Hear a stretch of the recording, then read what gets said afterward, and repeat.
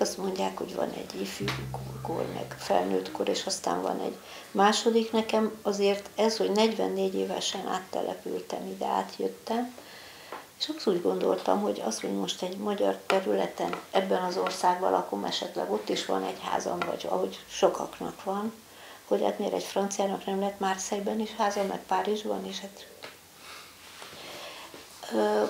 De azért kiderült, hogy az egy nagy cezúra, egy más mentalitás, egy más világ, ahol meg kell a saját emberi hiteles vagy költői hitelességet is teremtened. Ez nagy kihívás, nem bántam meg, de mindenképpen megváltoztatja az ember életét, mert nagyon erősen belegyökereztem abba, amelyből kinőttem, a tapasztalatok, azért azok elég kemény évek voltak, meg egy nagyon ugyanakkor rengeteg nagy élménnyel gazdag. Hát az ifjúkorunk, a szerelme az embernek egy csomó minden ahhoz köt. De mondjuk otthon érzi még magát Kolozsváron? Vágyom oda, de nem mindig érzem otthon magam. Nem csak azért, mert nem a saját lakásomban lakom, mert mondjuk a Fellegvárról meghívnak, most is ott fogunk lenézek. A Széchenyi téri házunk folyósója jól látszik. Minden fotón azt a folyósót keresem meg, és akkor állok egy hotel teraszán, és azt mondom Csabának, ég a konyhában a villany. Ez olyan az embernek, hogy majdnem összeesik. A mi konyhánkban él, csak nem mi lakunk benne. Ezt nagyon nehéz felfogni. Mert hiszen közben az ifjúkori, gyerekkori, meg egyéb emlékeimben, vagy álmomban ezeken a helyszíneken vagyok. Tehát ha álmomban azt álmodom, hogy otthon vagyok, akkor az sokszor Kolozsvár. Bár most már Pest legalább olyan erős számomra. Én nem bántam meg, hogy átjöttem, de megszenvedtem, és hogy így mondjam, ugyanakkor behozhatatlan előny és behozhatatlan hátrány is. Nem lettem volna olyan költő, ha nem itt vagyok, tehát ez az utolsó 3 könyv nem így néz neki. Már csak azért sem, mert nem kaptam volna meg azt a szükséges kritikát, vagy önismeretet, amelyet itt megkaptam. Az biztos. Meg lehet, hogy nem is bírtam volna. Tehát eléggé megviselt voltam, és eléggé depressziós, mikor átkerültem, úgyhogy lehet, hogy már nem élnék, hogyha ott maradok. Nem tudhatom. Lehet, hogy igen. Ugyanakkor nagyon sok minden hiányzik. A beszédmód, az egykori barátok, akik közül már nagyon kevés él. Az a szellemiségnek és a városnak egy olyan közege, amely ugyanakkor már Kolozsváron sem ebben a formában él. Az nagyon boldogít, hogy rengeteg fiatal van, és hogy látom, hogy milyen csodálatos egyetemi város, meg a rengeteg jó hely, ahova be lehet ülni, meg az, hogy ott a Karolina tére, vagy máshogy, hogy micsoda élet van, és az feldobja az embert, nagyon élvezem. De nagyon sok mindent látok, amelyet nem is mondhatok, nem említhetek meg az otthon élőknek, mert én nem tehetek kritikai megjegyzést, akkor is, ha nekem nem azért fáj, mert én, mint Pestit most kritizálok, hanem látom, hogy milyen állapotban vannak a műemlékek, a házak. Ettől teljesen maga, az ezüstműves ház az egyetlen reneszánsz ház, rettenetes, hogy néz ki. Nem tudjuk, mire vállalkozunk, mikor átmegyünk egy másik országba. Se azt, hogy minek tesszük ki magunkat, se azt, hogy mit veszítünk, és azt sem, hogy a 2 drótot nagyon nehéz összeérinteni, hogy legyen átjárás a 2 életünk között. Azért van 2 fele. Nem csak itt végeztem az egyetemet, hanem itt ismertem meg az első férjem, Máriusz. És ehhez fűződik az is, hogy bár én mindent tudtam arról, hogy a nagyszüleimet deportálták, hogy a szüleim lágerekből jöttek vissza, egyszer, mikor jöttem föl órára, valamikor másod vagy harmadéves koromban, és így előttem ez a nagy üvegablak, akkor hirtelen megjelent a szemeimet, elképzeltem a 70-71 éves nagyszüleimet, ahogy vetkőznek az előtérben, ahol meztelenre vetköztetik, mielőtt beterelik. Megláttam a jelenetet, hogy mi történt, amit addig elbeszélésből tudtam, könyvekből. De miért olyan nem tudom. Ennek soha nincs ració. tulajdonképp azzal, hogy akkor ezt úgy felfogtam, hogy mi játszódik le, ami aztán sokszor sokféleképpen eszembe jutott, hogy milyen érzéssel ülhetett a Batyuin a nagymamám a Máramaros-szigeti kis házukba, hogy várja, hogy vigyék be őket a gettóba, hogy milyen keserű, mit gondolhatott. Hát, de ez itt az, hogy az utolsó vetkőzés. Hirtelen felfogtam, és akkor vált olyan fajta élmény, ami kitörölhetetlen. Nem velem történt, mert hiszen azt a borzalmat, akár mennyire beleéljük magam, nem tudjuk átélni, de valamit akkor értettem meg, amit addig csak tudtam, és valahogy belsőleg értettem meg. Ezek a nagy ablakok mindig ezt juttatják eszembe, azt a pillanatot. Én itt az egyetemen zenepedagógiát végeztem, és karvezetést. Hát elvégeztem a zeneiskolát, és már középiskolában szerettem volna, vagy bölcsészkarra, vagy filozófiára menni. Bejártam Szegő Katalinhoz etika órára, meg nekem fantasztikus filozófia tanárom volt, aztán itt Bretter György, és filozófus barátaim, tehát Tamás Gáspár Miklós, Egyed Péter, Molnár Gusztáv, Ágoston Vilmos, és még sokan, ugye Szegő Katalinhoz is bejárt. És filozófiát szerettem volna végezni, és anyám azt mondta, hát most már, ha elvégezted a középiskolát, akkor menj egyetemre is, mert akkor nagyobb esélyed lesz Kolozsváron maradni. Ugye akkor kötelező kihelyezés volt, és anyám azért szorongott attól, hogy engem valahova délre, vagy Moldova legtávolabbi pontjára helyeznek állásba. És zenével valóban nagyobb esélyem volt, és akkor elvégeztem egy hegedű szakon, emlékszem a Kabalevszki hegedű versennyel, érettségiztem, mert apámmal azt hallgattuk még 57-58-ban, ilyen nagy nyikorgó rossz lemezekről. Osztrákban az egy csodálatos hegedű verseny, és valahogy ebben az apám emléke is benne volt. Felvételiz meg a Mendelssohn émol hegedű versenye. Nem sikerült a felvételim, nekem a érettségi előtti évben a hátamon, a gerincemen a harmadik, negyedik csigolyánál felfedeztek egy betokosodott, rettentően fájt, egy betokosodott ikertestvért. A bátyám 2 évvel korábban úgy született, hogy ugyanott nyitott gerince volt. Tehát látszik, hogy édesanyám egy ilyen maradandó sérülés a láger után, ugye, ahol egy évig a nők nem menstruáltak, és brómot kaptak, hogy ne legyen hormonműködés, és maradtak ilyen nyomok. Tehát azt szoktam mondani, én a testemen viselem ennek a nyomát, és ez 4 műtétet kóstált nekem, mert nagyon nehezen tudták meggyógyítani, és azért erre ráment a hegedű felvételim, tehát egy ilyen zaklatott év, amelyben 4 műtét volt, nem kerültem be hegedűszakra, az nekem dráma volt. És akkor azért elvégeztem akkor zenetanárit, tanítottam itt-ott, kijártam Tőkés Lászlóhoz például templomi kórus betanítani, meg zenei írás-olvasás désre, amíg aztán a megyei pártitkár ki nem tiltott désről, mert kiderült, ott ugye tudjuk, hogy táncházat szerveztek meg, színjátszókört, és akkor azzal együtt engem is kitiltottak a városból. Tehát ilyenek, meg eljártam az akkori apácaiba összevont lányosztálynak zeneírás-olvasást tanítani, de amúgy én kezdettől fogva a rádiónál voltam, irodalmi és zenei szerkesztő, és a rádió feloszlatásáig 13 évig azért zenei osztályon, tehát zenével foglalkoztam.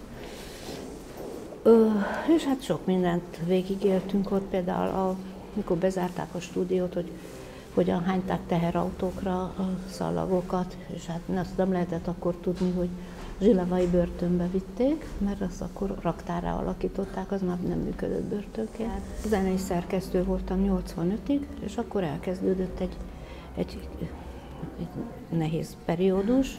Nem akartak visszaengedni a sajtóba, de végül is Bukarestbe elmentem a Központi Bizottsághoz kihallgatásra, és akkor kaptam egy tudósítói állást az Előrénél, és a fordulatig ott agráripari tudósító voltam, hát ami elég keserves volt, mert ezt nem értettem. Hát azok is olyan irodalmias riportok voltak, a hazugságokat elmondták mindig az igazgatók és a pártitkárok és főmérnökök, és a többit meg az, hogy mondjuk azt írtam le, hogy bemegy a gyárba a disznó, és kijön a cipő, és közben mi történik. Hát mondjuk engem mindig az érdekelt, hogyan lesz valamiből valami. És utána meg a Családi Tükörhöz kerültem, a volt dolgozónőhöz, irodalmi szerkesztőnek. Most volt egy kísérletem, pont akkor, amikor a gyerekemet vártam, az egy ilyen az előtt való évben, még beiratkozhattam látogatás nélkül, tehát már rádiónál dolgoztam filozófiára, tehát én vissza akartam valahogy menni azért ezt is elvégezni. És akkor férhez mentem, terhes lettem, ágynak estem, azt végigfeküdtem, és mire előkerültem, és gyerek már nem élt, és én is lábra álltam, akkor Ceausescu-né egy ügyes mozdulattal betiltotta a szociológiát, filozófiát, mint főszakot, a látogatás nélküli formákat, akkor sok mindent átalakítottak, ez 74 nyara ősze, amire én elkezdhettem volna. Azok, akikkel egyszerre iratkoztunk be látogatás nélkülre, úgyhogy közben dolgozunk, azok elvégezték, akik még egy évvel azt végigmehettek. Úgyhogy hát ez a története. Én megbízható zenész voltam, de abban sose voltam különösen tehetséges, de gyerekkorom óta írtam, tehát nekem az volt az életem, és a baráti köröm is főként. Hát vegyes volt tulajdonképpen írókból és zenészekből. Nagyszerű volt akkor egyetemistának, egyrészt azért 68, azért annak volt hatása, egy kicsit szabadabb, fel lehetett lélegezni, sokkal több könyv és folyóirat jött be Magyarországról, lehetett utazni külföldre, tehát azért volt egy 65-től kb. 72-ig egy elég kicsit szabadabb, liberálisabb korszak volt, addig, amíg be nem keményített, aztán a júliusi tézésekkel Ceausescu megtetszett neki a kínai látogatása után ez a dolog, és egészen más irányt vett az egész, de addig volt egy lazább, oldottabb. Anyám is elmehetett a bátyjához például Amerikába, aki, ha jól tudom, 20-ban vándorolt oda ki, és anyám nem látta őt 48 évig. Tehát ilyenek voltak, mi is anyuval utazhattunk egy kicsit, nagyon nem. De diákok, hát például elmehettem életemben, először az volt az első nyugati, 72-ben Izraelbe, ahol megismertem egy csomó unokatestvéremet, anyámnak még élő rokonait, akiket én soha nem láttam, és nem is tudtam róluk semmit, az egy nagyon nagy élmény, de akkor például jártam Prágában az akkori barátommal, meg aztán még később elkerültem egyszer Bécsbe, és kikunyeráltam egy egyhetes vízumot Párizsba, az egy hosszú történet. Nekem ezek az utazások, ahogy Goethe mondja, az utazás az Ifjúság Egyetemen nekem rengeteget, nagyon sokat jelentettek. Én nagyon jól ismertem Száva Györgyöt, a zongoraművészt, és őt kerestem, hogy Gyuri fantasztikus tanár volt, hogy akartam vele 2 szót váltani, és benyitottam ide a 24-esbe, és Gyuri órát tartott, és ott ült egy magas fiatal ember, aki nagyszerűen zongorázott, és bemutatta nekem, és mondta, hogy Temesvári, és minden nyelven tud, egy kicsit tudott tényleg németül is, és szerbül is, Máriusz, de én nem is hallottam jól a nevét, mert hibátlanul beszélt magyarul. Pici szilágysági akcentussal, mindig azt mondta, ebbül, abbul, nagyon aranyos volt, mert hát Tótiban gyerekeskedett, meg Szilágysomlyón. Az édesapja ott volt orvos. És hát így ismertem meg Máriuszt, hogy ott ült, ő volt az a zongorista, és aztán később lent az előcsarnokba, egyszer odalépett hozzám, és akkor mutatkozott be igazán, és akkor elkezdtünk beszélgetni, hát nagyon összebarátkoztunk, és nagyon megszerette az akkori barátkörömet, és hát ebből lett házasság.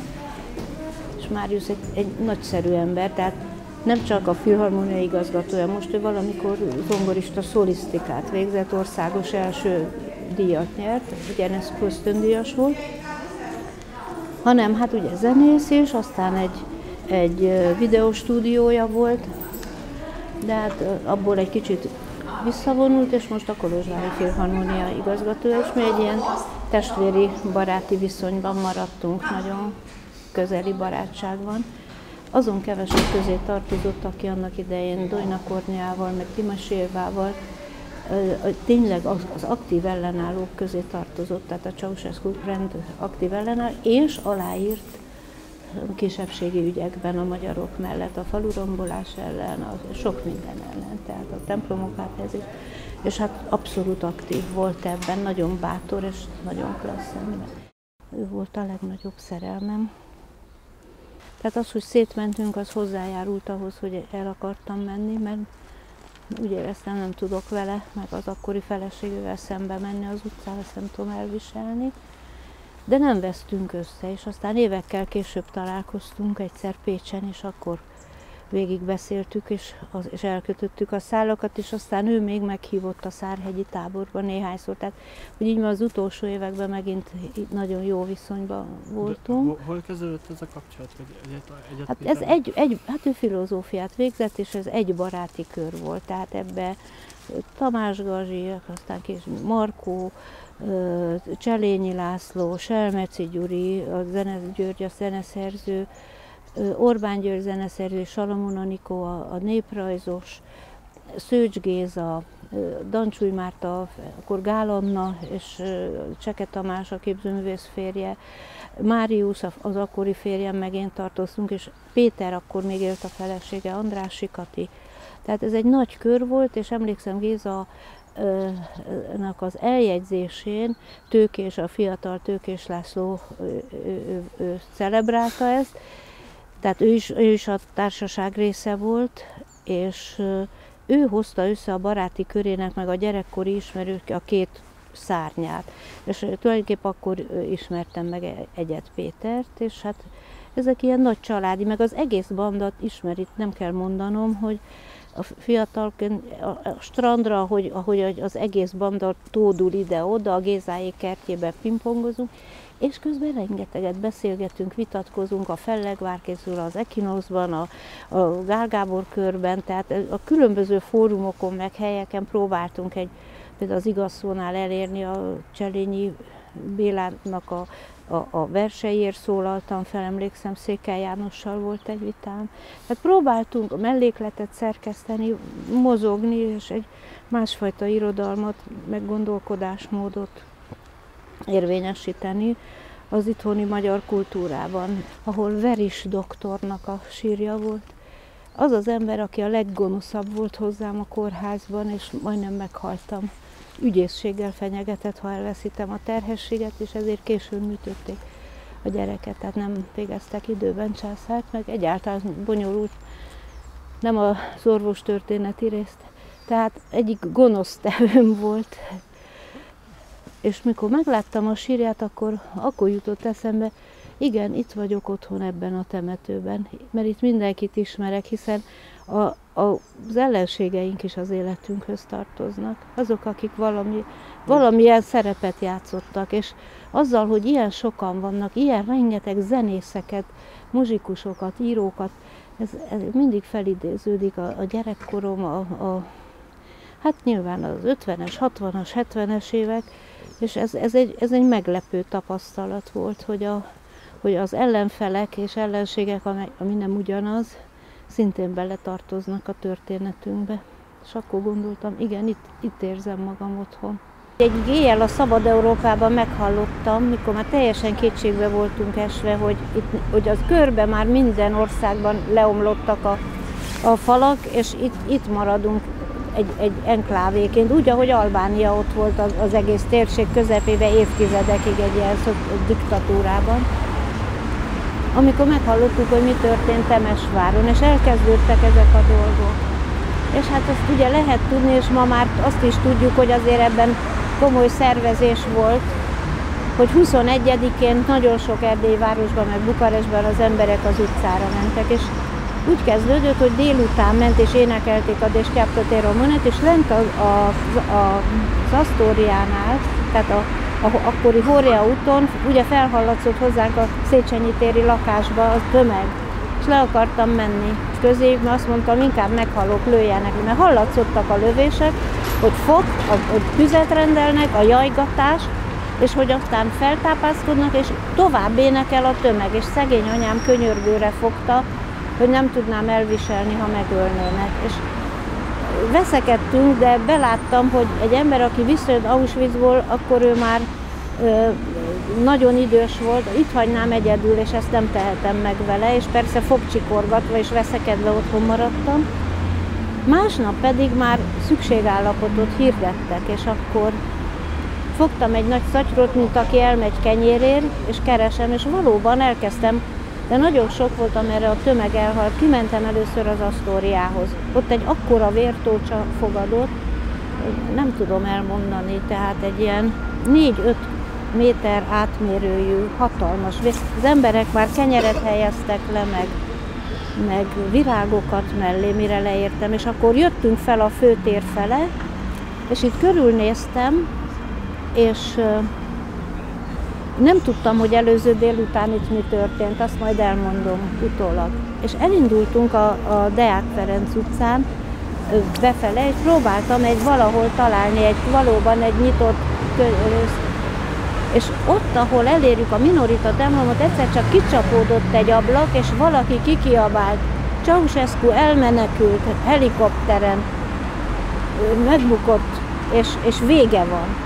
Rohantunk vissza ide a főtérre, és tudom, itt olyan tömeg volt, hogy az elképzelhetetlen, ugye középen még egy nagy fű és parkosítás volt. Meg kell mondanom, itt is egy óriási vértócsa volt az előző napi tüntetés után, és azt mutatom most, hogy azon a sarkon az egyetemi könyvesboltnak minden ablaka be volt törve, mert a tömeg kidobálta a Ceausescu műveket a kirakatból, és ott a sarkon, ahol mostan a lámpaoszlopon a jelek vannak, ott állt a tömeg, és ott állt egy volt idős rádiós technikusunk, és golyó érte, és szegény meghalt abban a... Itt a téren pedig elől, az első részben, ott is egy hatalmas vértócsa volt, de ott ilyen velődarabok meg minden, és már tele volt virággal, meg kenyérrel, ugye az ortodoxok a halottak emlékére kenyereket helyeznek el. Megrendítő volt, és akkor itt álltunk a járdán, emlékszem Balló Áronékkal, a bábosokkal, és Kriza Ágnessel, az énekesnővel, és néztük a hatalmas tömeg, hogy elkezdtek az autók kiugatott román zászlókkal körbe-körbe dudálva keringeni a főtéren, meg lehetett kerülni ez nem volt még járó. És tudom, hogy óriási tömeg, és ide az erkélyre, a Continental erkélyre kitettek egy óriási tévékamerát, amelyen Iliescu kijött, beszédet mondott, és megjelent Mircea Dinescu. Dinescut nagyon jól ismertem, költő kollégám volt, és tudtam, hogy 6 hónapja házi őrizetben van. Domokos Géza meg a holland nagykövet vitt neki, és többen juttattunk pénzt, és a családjának, és Domokos Géza rendszeresen látogatta, és segítette őket, amíg Dinescu ott volt. És az, hogy megjelenik a tévében, ez kétségtelen azt jelentette, hogy vége van. És be is mondták, és akkor innen néztük, és itt álltunk a tömegben, felejthetetlen élmény volt. Tudom, hogy ismeretlen először is, hát Kriza Ágival, meg aki a közelünkben volt, egymást ölelgettük, csókoloztunk, visítoztunk, de tök ismeretlenek, románok, magyarul, vége, ez elmondhatatlan eufória. Azt kell mondanom, hogy boldog vagyok, hogy egy ilyet megérhettem. Bár a legelső könyvem itt a Magvetőnél jelent meg, azt még Romániából küldtem ki, Mélius József a követségen keresztül csempészte ki a kéziratot, Csiki Laci már itt dolgozott a Magvetőnél, és az így ment, de azért ott is várt a könyv 4 évet a megjelenésig. 91-ben látott végül napvilágot, és akkor jelenhetett meg otthon is az első 91-es kötetem, a Páncél nyomai, ami erről is szól, hogy páncél nőtt ránk az utóbbi évek alatt, és hogy az örökre ott marad ez a védekezés és harci eszköznek az a bőrünkbe, a lényünkbe vésődik, erről szól ez a vers és ez a cím. És a következő kötetem, tehát az első az a Magvetőnél jelent meg 91-ben, akkor még otthon éltem, és egy pohárfű az már a Jelenkornál, és onnan mentem át később a Kalligramhoz, amelynek most a szerzője vagyok. No, és Kezdetben a forradalom után nagyon nyitott, nagyon befogadó volt ez a világ, ez a társadalom, nagyon sok lehetőség adódott, kisebb-nagyobb ösztöndíjak, a Kolibri Bábszínháztól kaptam egy egyéves alkotói ösztöndíjat például, meg hát megkaptam a Nagy Soros, tehát azt jelenti, 2 évig kaptam. Na most ebből tudott az ember élni, megkapaszkodni, olvasni, rengeteg behozni való volt, mert hiszen ugyan meghozattuk mi a magyarországi kortárs irodalom, meg a nagyok műveit, de hát azért az mégiscsak szorványos volt, hiszen nagyon sokszor úgy jöttek át, például a pécsi, akkor még aztán szegedi diák Takács József, hogy a hátizsákjában egy nagy mosóporos dobozba süllyesztette el egy nájlonzacskóban a könyveket, hogy ne kopozzák el a határon. Tehát nem volt az olyan egyszerű. Szembesül azzal mondjuk, hogy önt még Erdélynek tartják? Igen, folyamatosan. És ennek mi? Sőt, egyre jobban. Hát akkor, hogy az eszékötetben ott van a Széchenyi Akadémia beli székfoglaló beszédem, de hát az egyetlen igazán eszé, mert a többiben van egy kis, mondjuk így azért hívom értekező lírának, és nem értekező plusz.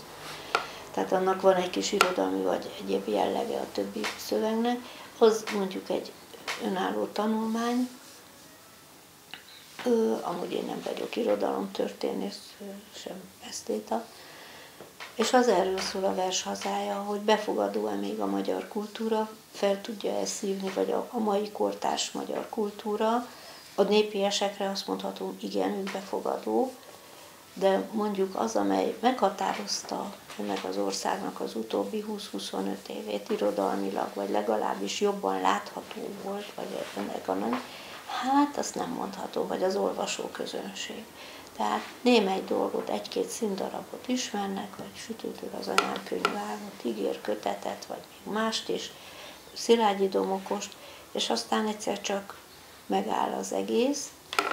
De mégis az utóbbi években volt néhány nagyon hangos irodalmi siker erdélyi szerzőktől, és nem a népies vonalról. Így van, ilyen értelemben megjelennek szerzők, tehát ezzel nincs hiba, kiadják és kritikai fogadtatásban, de amikor számon tartják az embereket, akkor az ember érzi, hogy az egy külön tyúkudvar. Tehát például, hogy más nem mondjak, egyelőre nem tudtam javítani a Wikipédián, azt mondja, erdélyi magyar szerző, nem azt mondja, hogy magyar költő, hanem ott van az epiteton egy bácskai, vagy mondjuk így egy szegedkörnyék, egy alföldi magyar szerzőt, vagy egy baranyait, oda nem írják azt, hogy baranyai magyar szerző, hanem azt írják, hogy magyar író, vagy magyar költő. Bodornál is odaírták, meg nálam is. A többieknél nem.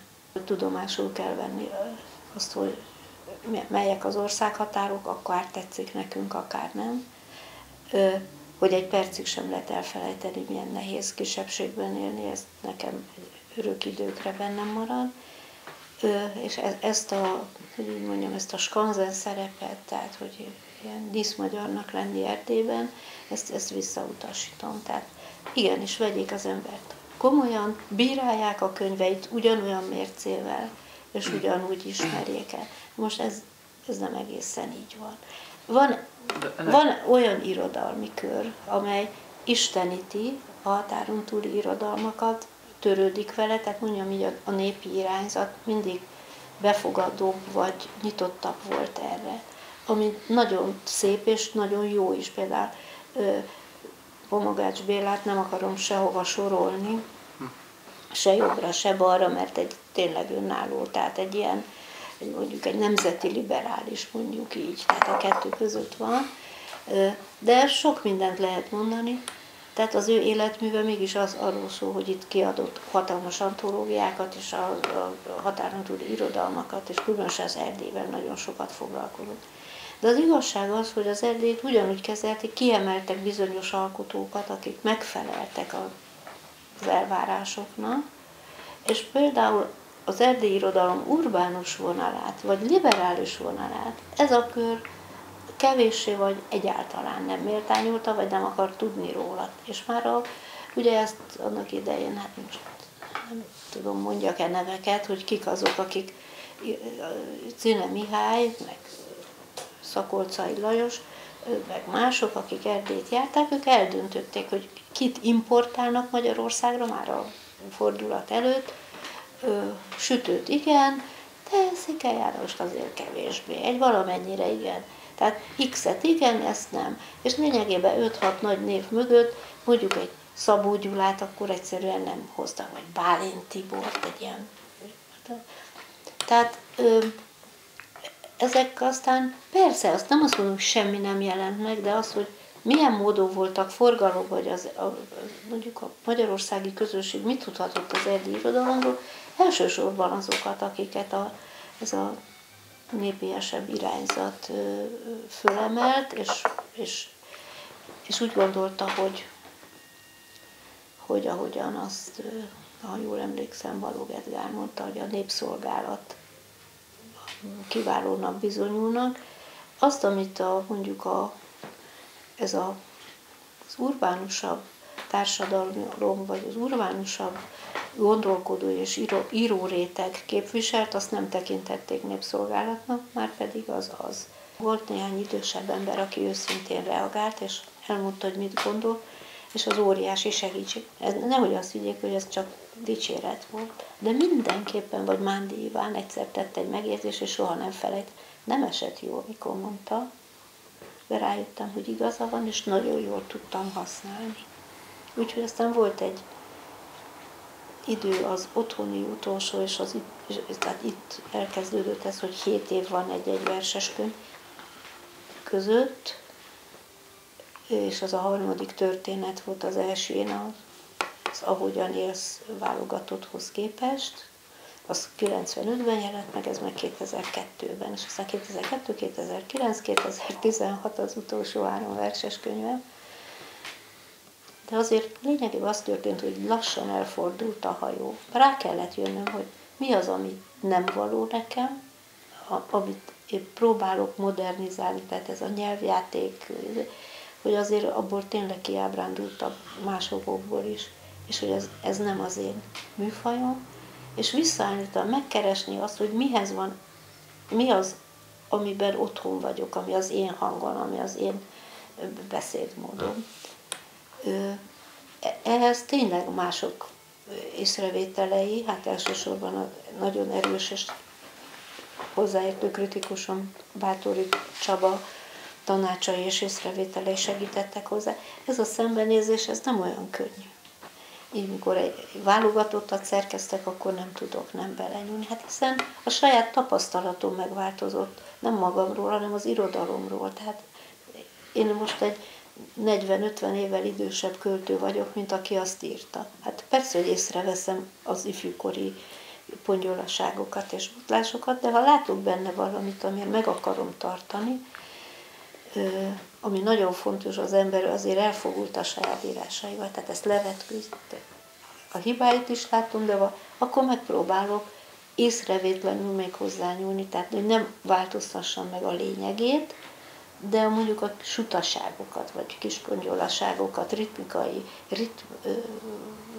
pontatlanságokat azt javítani, feszesebbé tenni, hogy így mondjam, ütősebbé, működőképes, ha még lehet. Volt Románia és Magyarország közt, a szocialista országok közt könyv import-export, de az én köteteimet nem volt szabad ide kihozni. Utoljára a 71-es kötetem az Apokrifénekből jöhetett ki néhány példány, utána semmi. Tehát engem a magyar olvasóközönség, és az számít, hogy a szem előtt nősz fel, ez van benne, hogy nem itt nőttem fel, nem tudják, hogy ki az ember, és akkor valami fajta kis, nem mindenki, természetesen nem elsősorban az írók, azt nem mondhatom, kis bizalmatlansággal kezelik az embert, tehát itt a maga életének a hitelességét is újra kell megteremteni az embernek, nem csak íróként bizonyítania. És bizonyos idegenkedést akkor se tud legyőzni az ember. És hát nem volt honnan ismerniük engem. Mondom, egy Füzetke jelent meg 91-ben, néhány rég, és mivel azt még a diktatúra éveiben állítottam össze, természetesen olyan verseket tettem bele, nem biztos, hogy minden hangom benne volt, hanem amiben valamilyen belső kemény ellenállás megmutatkozott. Utána volt egy kisebb, megint még egyszer így, hogy válogattam korábbi kötetekből a jelenkornál, de hát ezek nem széles körű dolgok, tehát nem voltam tévében, mai napig nem szerepelek benne, azt hiszem egyszer voltam, 26 év alatt. Vannak lapok, amelyek, amióta itt élek, életükben nem kerestek meg, és nem írtak egyetlen könyvemről se. Van, akik 16 évvel ezelőtt igen, de most nem. Akkor mondom, hogy szűkül össze. Vannak lapok persze, amelyekben rendszeresen jelen vagyok, de hát itt az egész irodalmi életnek egy nagyon látványos beszűkülése folyik, hogy például azt is végzetes hibának tartom, hogy a holmi megszűnését ellen nem tettek semmit a holmi szerkesztője. Például egy ilyen lapot, egy ilyen típusú ilyen minőségű irodalmi újságot nem lett volna szabad, egy ilyen fórumot, egy budapesti irodalmi lapot megszüntetni. Itt gyakorlatilag csak az élet és irodalom maradt irodalmi lapként, meg a kortárs hazatelepült. A férjem, ugye, akinek 51 könyve van, 17 év osztrák tartózkodás után hazajött, és itthon azzal fogadták, ez egyébként ennek a kötete 4 könyve volt, mielőtt hazajött volna, ezt csak azért mondom, ezt itt írt az utóbbi évtizedekben. Azt mondta egy kollega, itt már minden lap le van osztva, és ez a kulcsmondat. Hogy minden lap. Én ezt tartom végzetesnek. Egy olyan nagy országban, mint Németország, ez nem fordulhat elő, mert nagyon sok kulturális központ van. Ugye egyáltalán az egy szövetségi állam, több kis államból áll, több vidék, több hagyomány. Egyszerűen ott nem merül fel az, hogy nincs hely, vagy hogy kevés az érvényesülési lehetőség. De ez egyre erősebben ilyen, nem hierarchizálódó, hanem különféle kánonok, és ilyen baráti, meg műhelycsoportok, meg minden, amelyek egyre bezárkózóbbak, egyre inkább csak a saját köreiket. Ez nem így volt a 90-es években, ezt nem győzöm hangsúlyozni, akkor sokkal nyitottabb és befogadó volt. De az egy átmenet. Az országnak sajátos meghatározott történelme volt, ami ez a bezárkózás nem megkönnyíti, nem átjárhatóvá teszi, nem összekapcsolja, hanem valamiképp akkor mindenkit magára, az erdélyek magukra maradtak bizonyos értelemben. Hát nézzük meg, Dzsida haláláról elég fanyalogva ír Szerbantal, méltatja, Dzsidát soha nem közölte a nyugat, tehát küldött ki, olvastam megható levelet, ami nem azt mondom, hogy azért, mert ők tényleg nem voltak elzárkózóak, hanem mert kialakult ez a nagyon furcsa viszony, ezek között, az irodalmak között sok értetlenség, és nem áthidalni akarták, hanem valamilyen módon ennek megvannak máig a nyomai. Az biztos, hogy nagyon sok módon. Bodor Ádám most lett itt most kapta meg néhány napja a Nemzetművészetőre a legmagasabb címet. Ennek ellenére el tudnám mondani, hogy miközben másokkal, mint sztárokkal, mint nagyírókkal hogyan viselkednek, hogy mennyivel visszafogottabban és mostohában bánnak velem, még a saját kiadója is. Nem szándékos ez a probléma, hogy észre sem veszik ezt a megkülönböztetéssel annak, hogy másképp viselkednek. Én nem is panaszkodhatom a díjaimmal, meg a 2 akadémiai tagságommal, bár úgy érzem, hogy tudja, ezeknek semmi közük a költészethez. Az, hogy ki jó költő vagy sem, azt nem a díjai és a tagsága határozza meg. Abban van egy minden külső körülménytől független, hogy mondjam így, közérzület, amelyet az írótársadalom pontosan tud és érzékel. Hogy hallgatnak róla, vagy nem, hogy ki mennyire jó költő, vagy sem, és ezt sajnos halála után fog eldőlni. Persze, amit fájlalni tud az ember az, hogyha az anyanyelvén, az anyanyelvi körökben nem éri el az olvasói, tehát hogyha lát, hogy könyv nem jut el valahová, vagy nincsen valami, az mondjuk fájdalmasabb, mint az, hogy van-e külföldi sikere vagy sem.